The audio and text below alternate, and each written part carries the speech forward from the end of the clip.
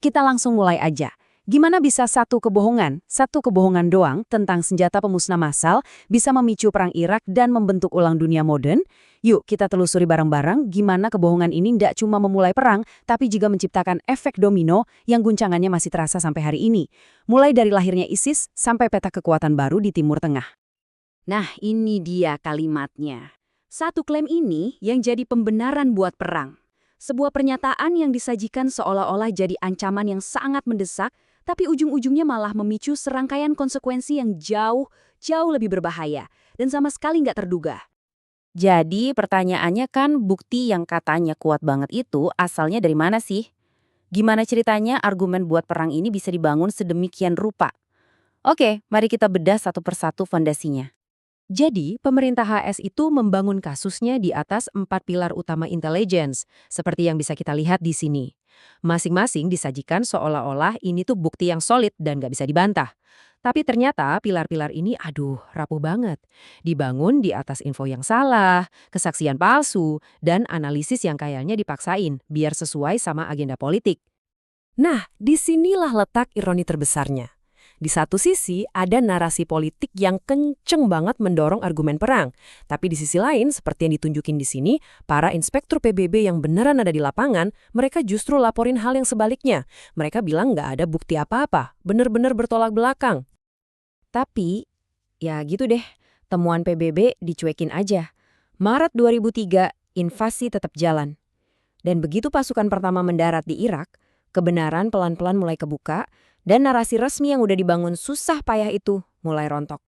Setelah invasi, perburuan WMD besar-besaran pun dimulai.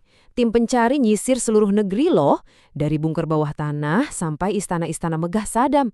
Hasilnya, nol besar. Gudang senjata yang jadi alasan perang itu ternyata kosong melompong, nggak ada sama sekali. Dan ini bukan cuma omongan orang luar loh ya. Setahun kemudian laporan dari Iraq Survey Group, ini tim yang dibentuk sama pemerintah AS sendiri, mengkonfirmasi kebenaran pahit ini. Kutipan ini tuh kayak pengakuan telak dari pihak mereka sendiri. Alasan utama perang itu salah. Oke, disinilah efek kebohongan itu jadi benar-benar mengerikan. Ini bukan lagi sekedar soal perang yang salah, ini tentang bagaimana kebohongan itu menghancurkan sebuah negara sampai ke akar-akarnya, menciptakan kekosongan kekuasaan yang kemudian diisi oleh mimpi buruk yang baru, ISIS.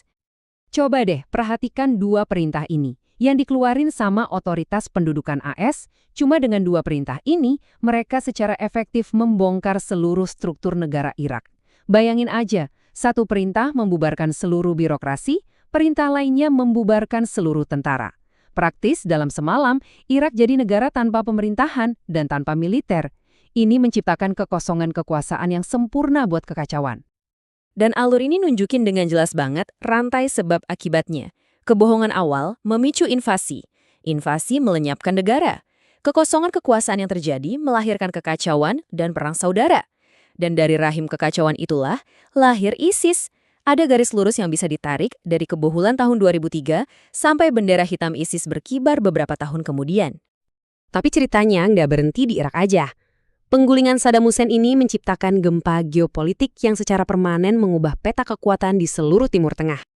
Visual ini ngejelasinnya pas banget. Jadi selama bertahun-tahun, rezim Saddam di Irak itu fungsinya kayak bendungan raksasa yang nahan pengaruh Iran.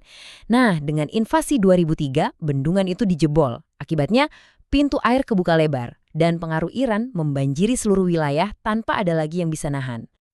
Konsekuensinya, masih kita rasain sampai sekarang. Pengaruh Iran yang makin kuat di Irak, Suriah, dan Lebanon itu langsung memicu persaingan sengit dengan Arab Saudi, sebuah perang dingin regional yang masih panas sampai hari ini. Di saat yang sama, kredibilitas Amerika di panggung dunia anjlok. Dunia jadi lihat negara adidaya ternyata bisa memulai perang berdasarkan kebohongan. Dan gelombang kejutnya ini nggak cuma di Timur Tengah loh.